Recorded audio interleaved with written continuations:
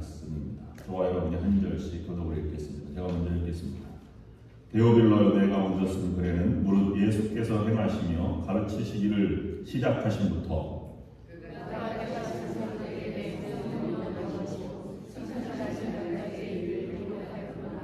그가 고난받으신 후에 또한 그들에게 확실한 많은 증거로 친히 살아계심을 나타내사 40일 동안 그들에게 보이시며 하나님 나라의 일을 말씀하시니라.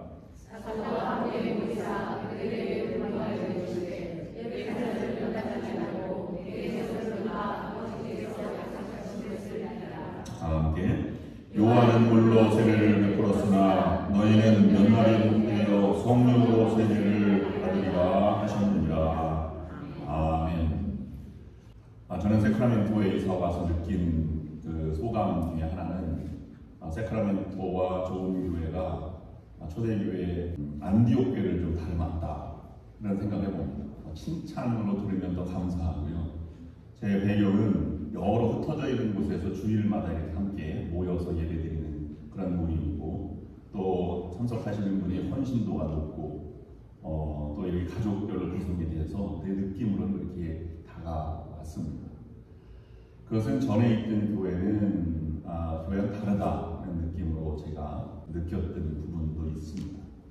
전에는 가운을 입고 그 다음에 거룩하게 다 함께 묵도하심으로 예배를 시작하겠습니다.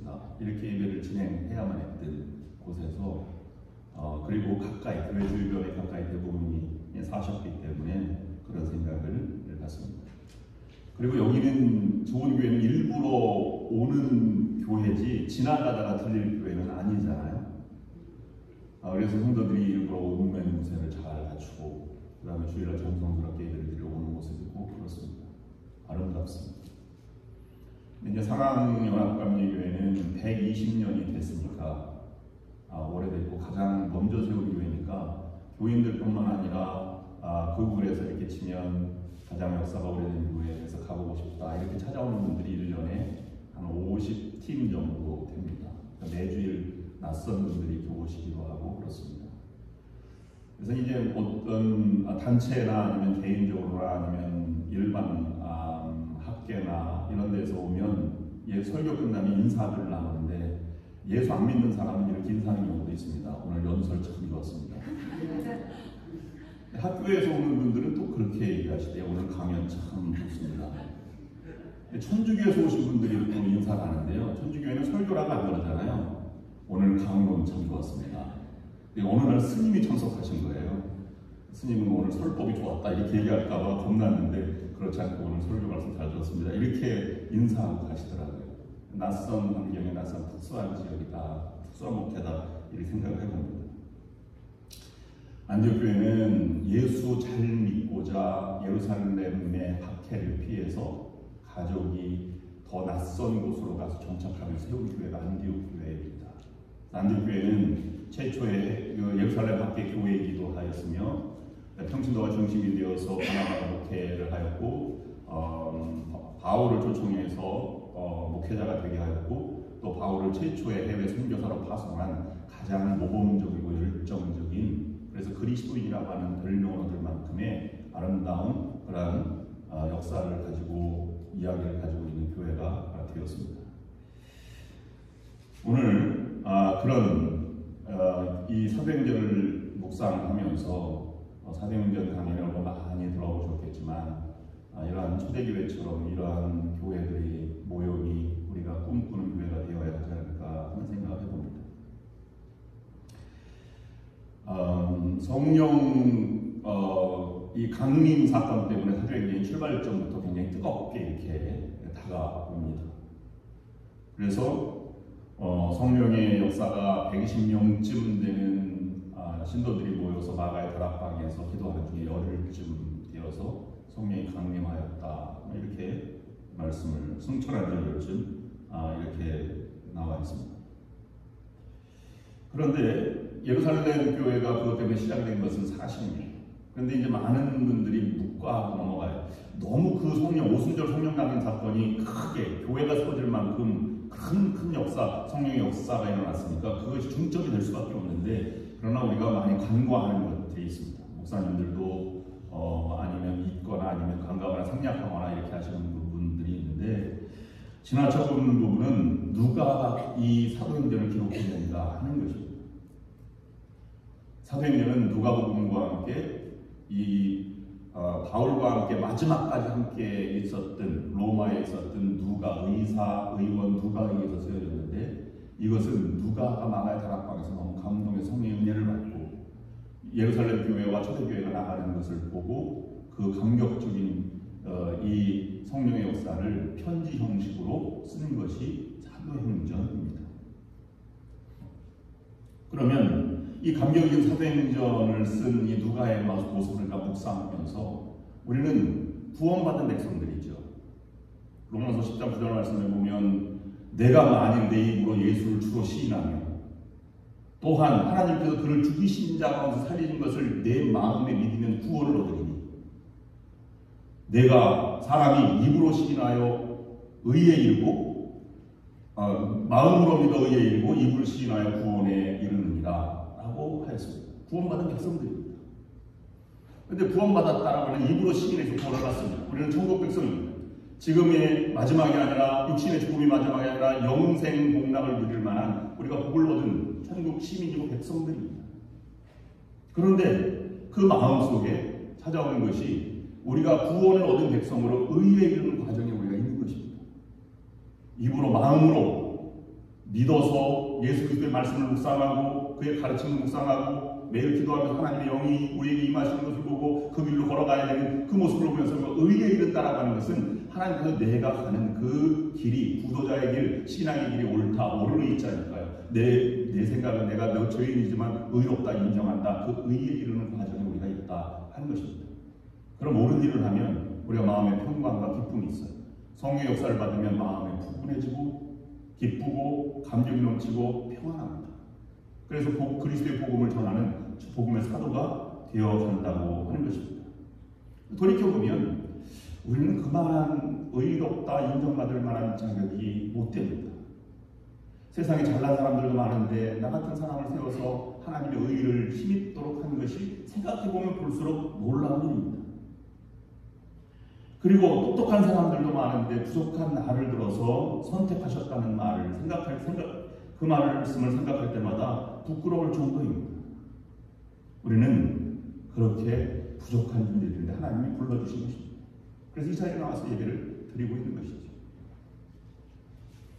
여러분이 그거 아십니까? 이게 물입니다.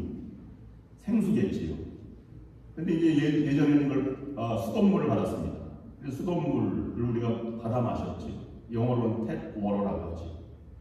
그런데 이것을 수돗물을 한국에서는 한강이 큰 물이라고 하는 한강, 큰 강, 큰 물이라고 하는 뜻으로 이 수돗물을 아리수라고 부릅니다.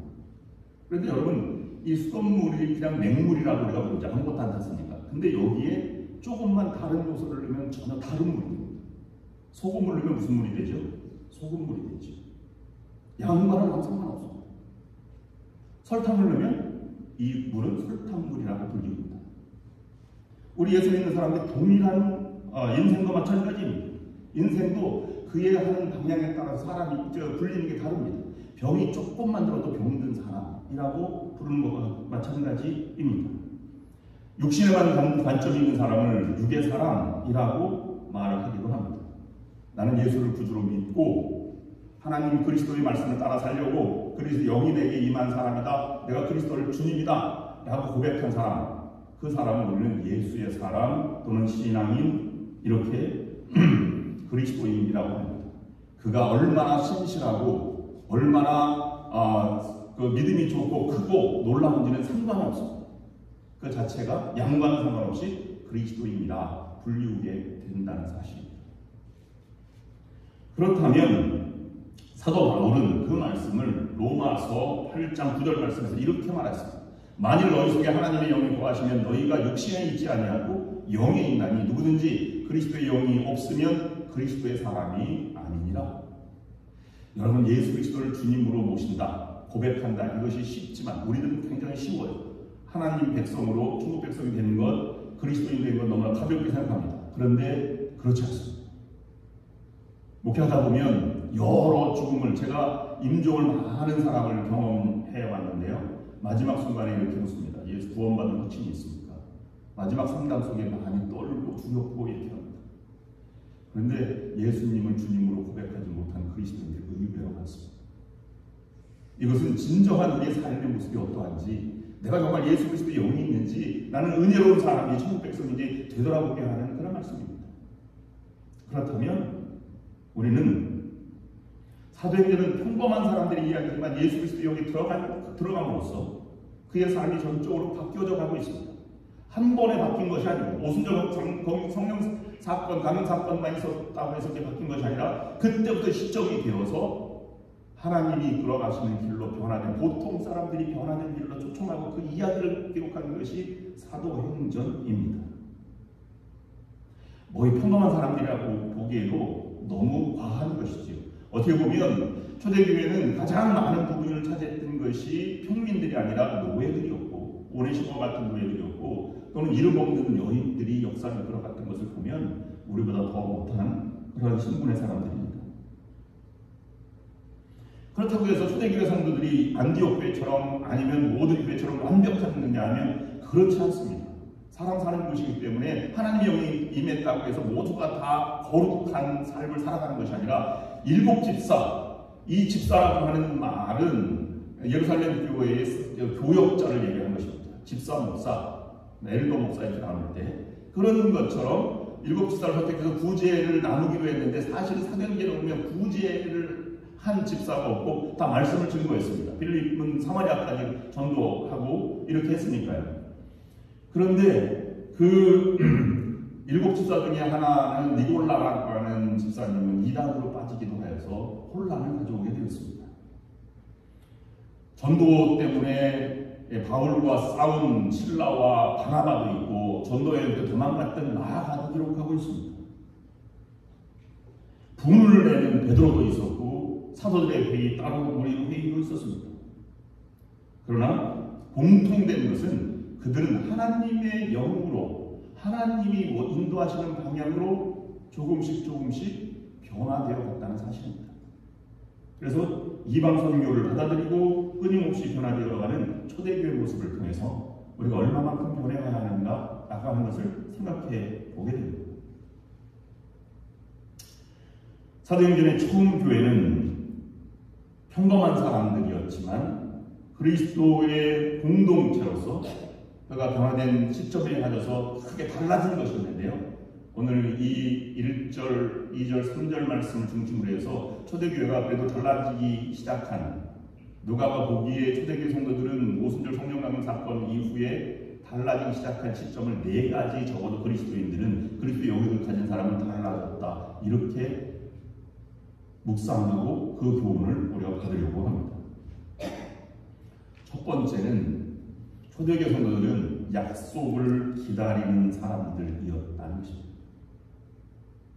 약속을 기다린다고 하는 말은 하나님이 인도하시면 따라간다는 표현이고, 구약성서적인 언어로 사용한다면 언약의 백성들, 하나님의 언약을 바라보고 살아가는 사람들, 그래서 가나안 땅을 향해서 갔던 아브라함이라든지 출애굽한 백성들이 젖과 꿀이 흐르는 가나안 땅으로 가는 여정과 같이 하나님의 언약은 신약 백성에게도 하나님이 우리에게 임재하실 때까지, 마라나타, 주의 재림하실 때까지 하나님은 우리에게 축복의 통로로 사용하시고, 고난이 있지만 우리로 하여금 언약 백성이 되어서 하나님의 약속을 따라가도록 우리를 이끌어 주시고 성령이 임하도록 끊임없이 기다리다가 하나님을 체험한 사람으로 기록하고 있는 것입니다. 그들의 삶은 기다리기에 너무 벅찰 수도 있습니다. 왜냐하면 주일마다 우리가 생각하기에 많은 이런 초대교회가, 예루살렘 교회가 3,000명이나 되는 사람이 하루에 회개하고 세례를 받았다고 하니까 초대교회가 큰 걸로 생각하지만, 역사학자들에 의하면 초대교회는 라오디게아, 갈라디아, 골로새 이런 교회들의 평균 출석이 30명 내외였을 것이다 라고 추측을 합니다. 교회 건물을 놓고 가정에 서 있으니까 에클레시아, 교회는 성도들의, 믿는 성도들의 모임이라고 불리우게 된 배경이기도 합니다. 그러면 우리와 같은 작은 공동체에서 어떤 사람은 순교를 하고, 어떤 사람 밀고 한 사람의 가족에서 그 때문에 우리 가족 아버님이 돌아가신 것, 그 사람들이 앞에 있는 그 순간에 함께 예배를 드린다고 하는 것은 상상을 초월하는 것입니다. 변해도 너무 많이 변할 것이죠. 근데 그들이 변할 수 있는 유일한 도구는 하나님께서 곧 오신다는 것입니다. 약속을 하나님께서 하셨다는 것입니다. 성령을 보내주시면 이라고 하는 기다림이 그들을 포용 넓게 했고 받아들이게 했고 하나가 되게 만든 과정이 되었습니다. 우리는 기다리지 못하죠. 빨리빨리 나오지 않으면 안 됩니다. 누가복음 24장 49절 말씀에 연결된 말씀인데, 볼지어다 내가 내 아버지께서 약속하시는 것을 너희에게 보내리니 너희는 위로부터 능력으로 입혀질 때까지 이 성에 머물라 하시니라. 누가가 예수 그리스도를 전하면서 마지막 순간에 기다리라고 하는 말을 기다렸던 사도행전의 사람들을 지금 연결시켜서 기록하고 있는 것입니다. 그리고 그런 측면에서 본다면 우리는 기다리는 사람들입니다. 다른 말로 말씀드리면 그때까지 변화되어져 가는 사람들이다. 어떻게? 그리스도를 닮아가기까지, 그의 영이 우리에게 충만할 때까지 닮아가는 그런 사람입니다.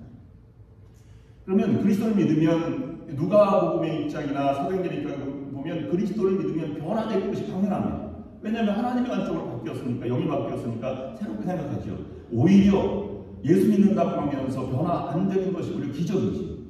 옛날 성품이나 옛날 모습, 옛날 성질이 그냥 있다면 그것은 변하지 않는 것이죠. 변화된 사람은 의롭다 인정받으니까 다른 사람도 좋게 보입니다. 여러분 2002년 때 월드컵 경기를 여러분 다 밤새서 봤죠. 한국에서 분명서 보셨던 제일 인기 있던 사람은 이탈리아전에서 골을 넣고 단지를 이렇게 했던 안정환이 제일 인기가 있었던 것이 아닙니다. 꽃미남 스타일이 아닌 박지성이 인기가 제일 있었죠. 무대포같이 산소처럼 달려 나아가서 골을 넣고 해서 국민들의 마음을 시원케 했습니다. 근데 박지성 아버님의 이야기를 들으면 박지성은 재능이 없다. 다른 사람보다 키 높은 것도 아니고 신체 조건이 나은 것도 아니라 실력이 없다라고 해서 자괴감이 드는 박지성이 이렇게 얘기했다 하지 않습니까? 너의 느끼는 대로, 내 본능대로, 내가 하고 싶은 대로 즐겨라. 그래서 다른 많은 감독들은 똑똑지 않았는데 그 재능을 보는 것이 시딩크 감독이었고, 죽어라 살자 뛰어서 박지성이 골을 넣는 장면마다 환호했습니다. 많은 사람은 박지성이 잘생기지 못했는데 우리 집사람도 박지성이 너무 멋있게 생겼다는 거예요. 그래서 눈이 좀 약간 이상하지 않나 이런 생각도 해보기도 하였습니다. 쓰임받을 때 사람은 변화되어 갈 때 아름답고 쓰임받을 때 아름답습니다. 최선을 다할 때 그 모습이 감동을 불러 일으키는 것입니다. 2절 말씀에 보면 이렇게 기록하고 있습니다. 그가 택하신 사람들에게 성령으로 명하시고 승천하신 날까지 이 일을 기록하였느라. 이 첫 번째, 그가 택하신 신도 사도들에게 성령으로 명하시고, 성령으로 명했다는 것은 자의적으로 해석하지 않도록 하는 조건입니다.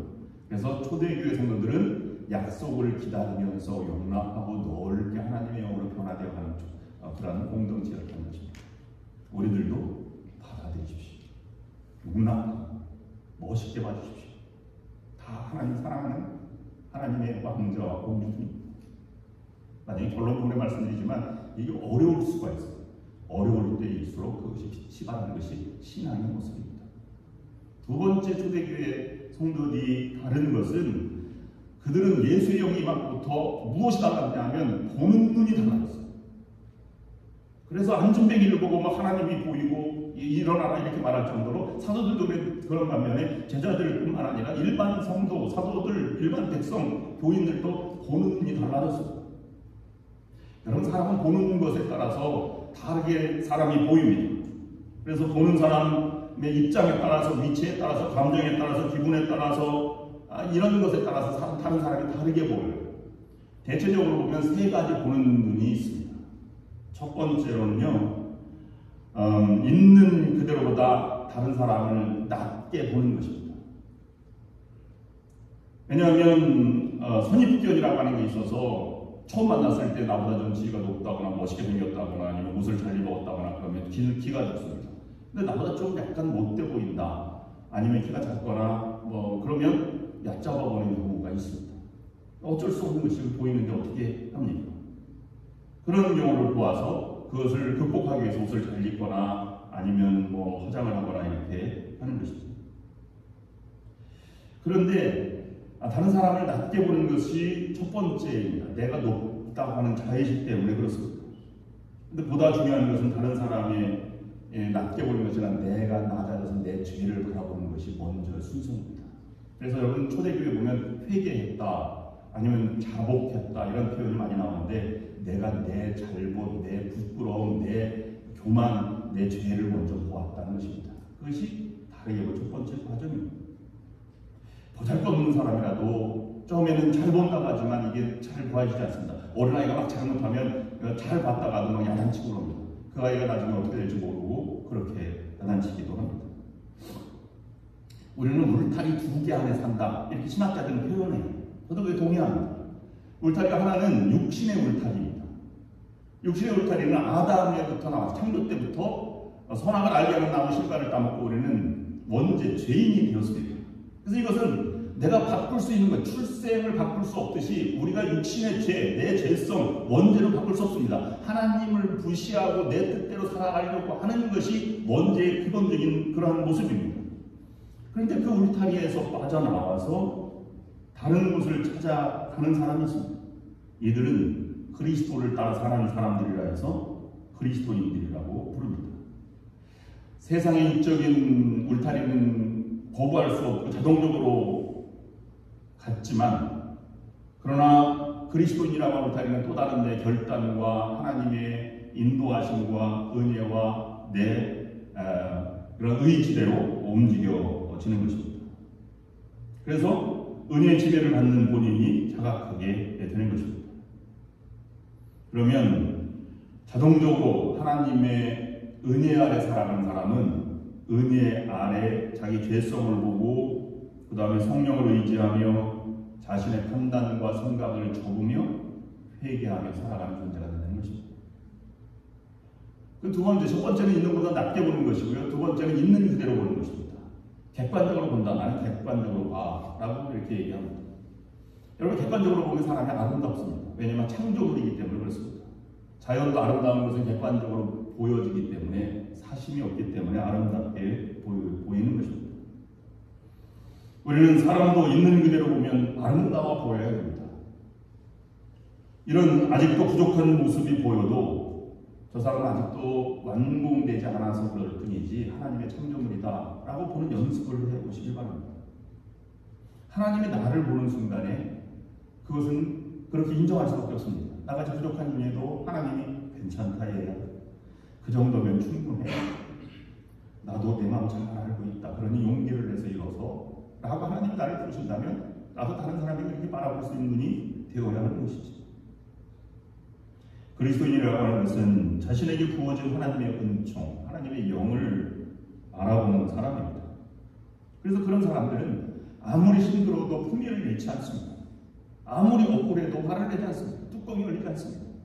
정제된 삶의 모습, 인자한 모습으로 세상 한순간순간을 살아가는 사람입니다. 하나님의 의롭다 인정하신 것을 나는 그렇지 않지만 그것을 그렇게 의롭다 인정하는 만큼 감사하며 살아가는 그런 사람들이죠. 그래서 사도 바울도 에베소서에서 이렇게 말하고 있습니다. 2장 10절 말씀 보면 우리는 그가 만드신 바라 그리스도 예수 안에서 선한 일을 위하여 지으심 받은 자니 이 일은 하나님이 전에 얘기하사 우리로 그 가운데 행하게 하려 하십니다. 여기서 그가 만드신 바라는 우리가 하나님의 걸작품이다, 창조물이다 라는 그런 뜻입니다. 그런데 있는 그대로 보는 것보다 더 잘 보는 것은요, 초대교회 교인들은 나보다 다른 사람을 크게 봅니다. 나보다 다른 사람을 크게 보이면 하나님의 은혜가 보이게 되어 있습니다. 여러분, 사랑하는 사람들, 어린아이들이 이렇게 태어나잖아요. 그러면 얼마나 신기한지 알 수 없답니다. 그래서 제 나이 또래 있는 사람들은 사람을 둘로 나눠요. 손자가 있는 사람과 없는 사람. 근데 손자들을 보며 손녀들을 보면서 이렇게 얘기하지 않습니까? 사랑하는 사람이면 우리 장군님, 우리 대통령님, 우리 아들 이렇게 부르잖아요. 그가 장군도 아니고 대통령도 아닙니다. 근데 큰 미래를 바라보는 것이요. 하나님의 은혜가 있면서 그가 그렇게 잘하도록 기도하는 마음으로 부르는 것입니다.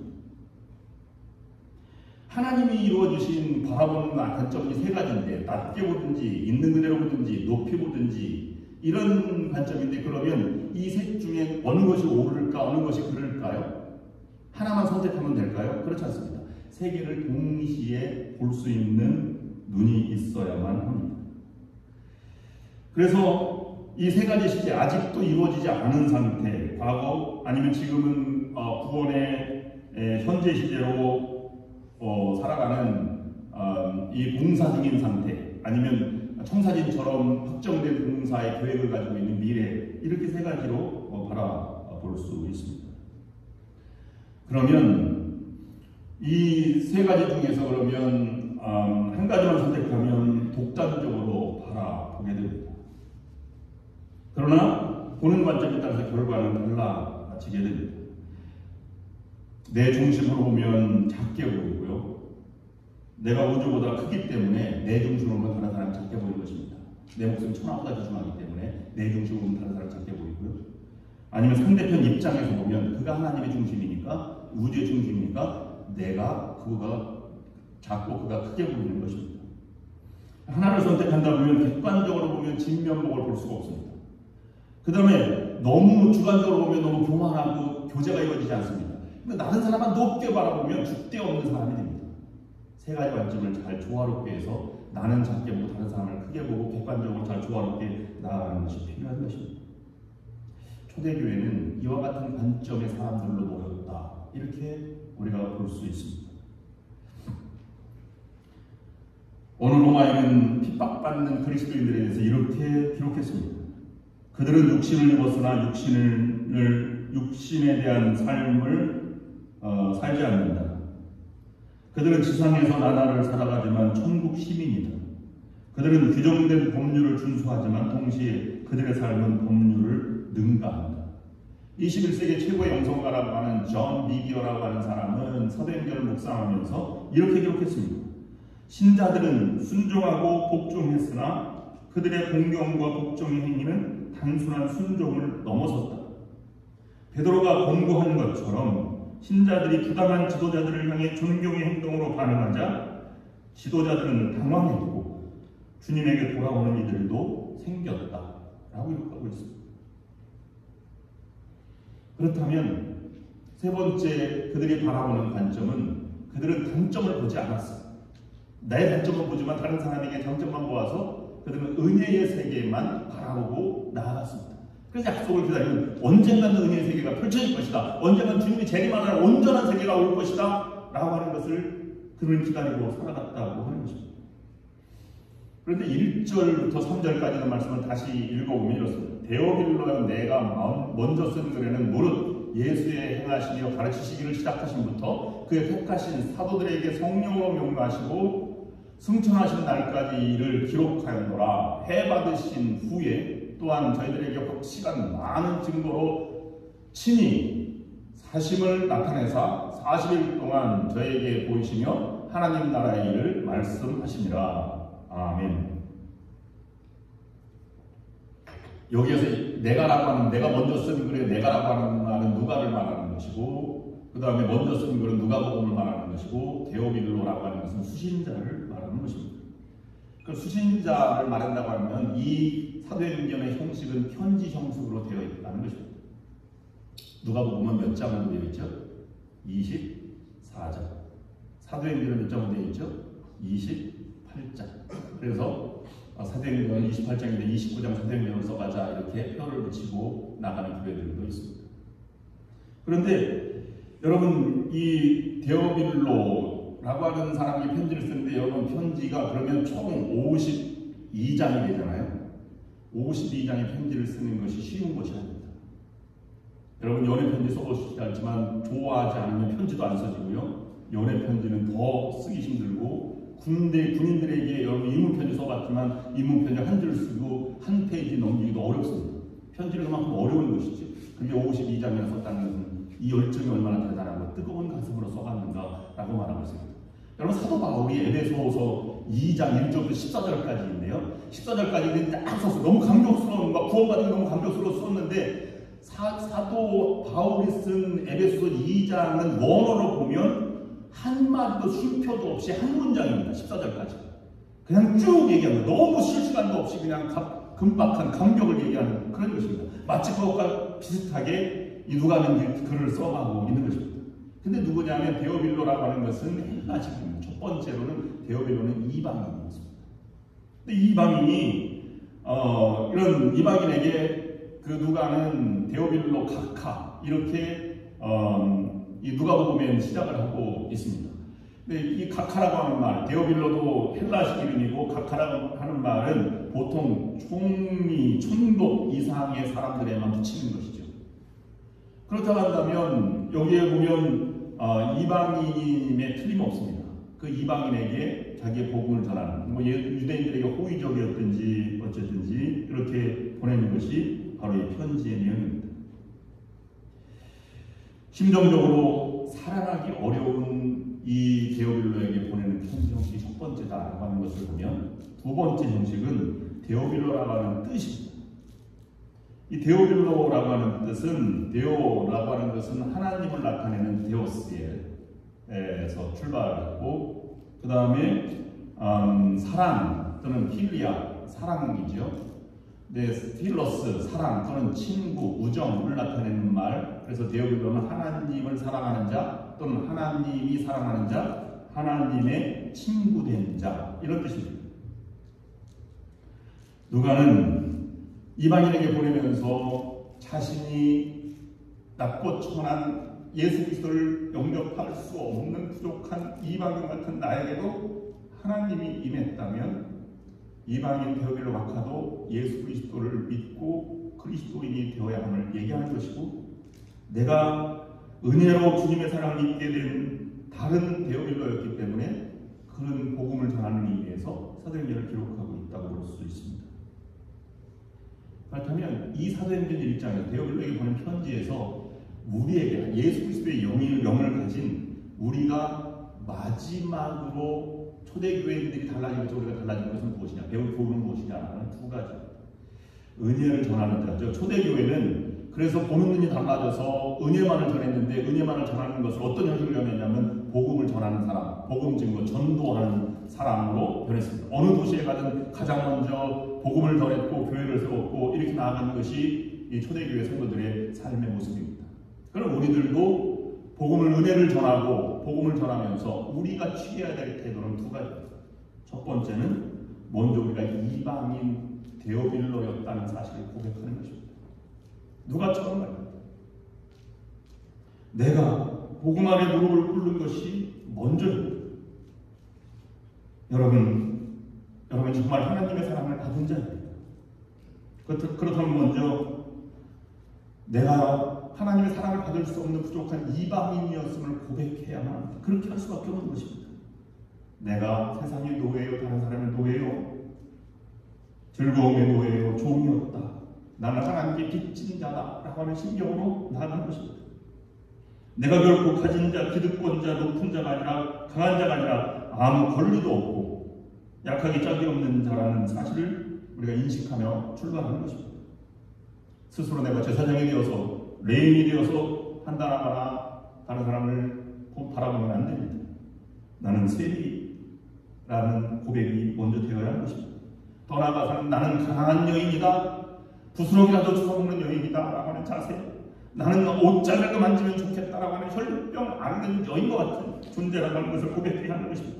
더 나아가서는 침을 뱉어도 아무런 대꾸도 하지 않았던 소경처럼 나는 그런 존재다라고 하는 자기 부족함을 알 때 우리는 그리스도의 제자, 즉 하나님의 영, 그리스도의 영을 가진 사람으로 출발할 수 있는 것입니다. 잘 안 됩니다. 어렵습니다. 그러나 거기에 감동이 있는 것입니다. 두 번째, 나는 이방인 데오빌로지만 다른 사람은 해석된 데오빌로가 되어야 합니다. 하나님의 사랑을 받는 자, 그렇게 바라볼 수 있어야 합니다. 선입관을 버리고 내게 정말로 용납할 수 없는 사람일지라도 하나님의 사랑받는 자로 받아들이는 것, 그것이 우리의 삶이 되어야 하는 것입니다. 제가 오래전에 들은 얘기가 잘 정확지 않을 수도 있습니다만, 미국에서 아이스크림이 처음으로 나올 때 1930년대 베스킨 라빈스가 나왔다네요. 그 똑같은 이름인지는 모르겠습니다. 근데 그 아이스크림이 여러분 고급스러운 아이스크림이지 않습니까? 여러분 어릴 때 아이스크림을 많이 먹지 못했어요. 저는 시골에서 자라서 아이스크림을 대학교 때나 먹어봤어요. 고등학교 때 몇 개 먹어보긴 했죠. 하드 아이스크림 장사들이 올 때도 잘 못 사 먹었습니다. 근데 미국에서 1930년대 아이스크림 나올 때는 너무 고급이라 백화점에서 아니라 호텔에서만 팔았다. 호텔에서 막 줄을 너무 인기가 많으니까 줄을 서서 먹는데 한 꼬마애가 아이스크림 먹겠다고 찾아왔는데 그 아이스크림을 파는 아이는 여자 졸업한 아가씨가 그 아이스크림을 팔고 있었어요. 근데 아이가 돈을 이렇게 자꾸 아이스크림을 보고 거기는 25센트, 30센트, 35센트 이렇게 나와 있는 거예요. 근데 아이가 저걸 보고 자기 돈에서 동전을 꺼내서 보고 다시 먹고 이걸 보고 다시 동전을 보고 또 넣는 거예요. 뒤에 사람들을 막 기다리는데 이 점원 아가씨가 화가 났습니다. 너무 무리하지, 사람들 줄 서 있는데 뭐 하는 것인지. 그래서 뭐 얘기는 못하지만 하여튼 마음이 불편했습니다. 그래서 이 아이가 25센트짜리를 아이스크림을 사 아이가 한 숟가락 요거 주세요. 이렇게 해서 그걸 받아서 이제 식탁에서 먹고 돌아갔습니다. 돌아간 다음에 점원 아가씨가 그릇을 치우기 위해서 거기를 갔을 때 숨이 멎는 줄 알았습니다. 왜 그랬을까요? 그가 5센트 동전을 팁으로 놓고 갔기 때문입니다. 자기는 2스쿱짜리 30센트를 먹을 수 있었는데 누나 생각해서 하나를 찍게 먹은 것입니다. 일상생활에 이런 것이 있을 수 있어요. 감동이죠. 쉽지 않습니다. 근데 그것이 우리에게 감동을 주고 잔잔한 이야기거리를 만들어갑니다. 근데 인생에 걸린 문제는 다릅니다. 삶이 적용되면 이렇게 아량을 베푸는 것도 감동이지만 그건 그렇게 쉽게 나오는 것이 아닙니다. 초대교회 성도들은 죽어가면서도 저들을 용서해달라 기록한 예수 그리스도를 그대로 따라갔던 것은 그게 보통의 영적 상태가 아니면 그렇게 갈 수가 없는 것입니다. 이것을 우리가 회복해 나가는 것이 중요한 것이죠. 미국의 한 선교단체가 발행하는 선교 잡지에 이런 글이 실린 적이 있습니다. 제가 그대로 읽어드리겠습니다. 당시 뉴욕에서 레지던트 과정을 밟던 한 의사에 쓴 글입니다. 내용은 이렇게 시작합니다. 저는 뉴욕에서 의과대학을 마친 뒤 뉴욕 시립병원에서 레지던트 과정을 거치고 있었습니다. 날이면 날마다 숨이 찰 만큼 바쁘게 일을 해야만 했지만 당직 방생을 하는 날에 가장 괴로운 것은 알코올 중독자나 마약 환자가 실려 들어오는 일입니다. 구급차에 실려 들어온 그들은 술주정을 하거나 횡설수설 제정신이 아니어서 올바른 치료조차 하기 어려울 때가 많았습니다. 그렇게 난동을 부린 뒤 아침이 되면 기공자 같은 대접을 받아가며 툭툭 털고 병원을 나가고 며칠 후에 또다시 그런 꼴로 들어오곤 합니다. 어느 날 밤중에 교통사고 환자 하나가 구급대에 실려 들어왔습니다. 얼마나 잘생기고 건강했든지 10대 소년이었습니다. 그런데 이미 내사 상태에 빠져 있어서 여러 의사들이 달려들어 최선을 다해 보았지만 희생 불가능 판정을 내렸습니다. 알고 보니 소년은 유명한 고등학교 미식축구 선수였고 크리스천 가정의 외아들이었습니다. 부모님이 병원으로 달려왔을 때 밤에 팀장인 의사가 이제 남은 한 가지는 장기를 기증하는 것밖에 없다라고 알려주었을 때 소년의 부모님들은 한동안 눈물로 기도한 후에 장기를 기증하겠노라고 허락했습니다. 그날 밤의 사고는 너무 돌발적인 일이었고 수혜자를 찾기가 힘들어서 연결되지 않아서 장기는 빨리 연결해 줘야 하는데 그걸 찾고 있을 때 마지막으로 지명된 대상은 이 의사로 하여금 너무 뜻밖이었다고 얘기했습니다. 마지막 지명된 대상은 너무도 황당한 사람이었습니다.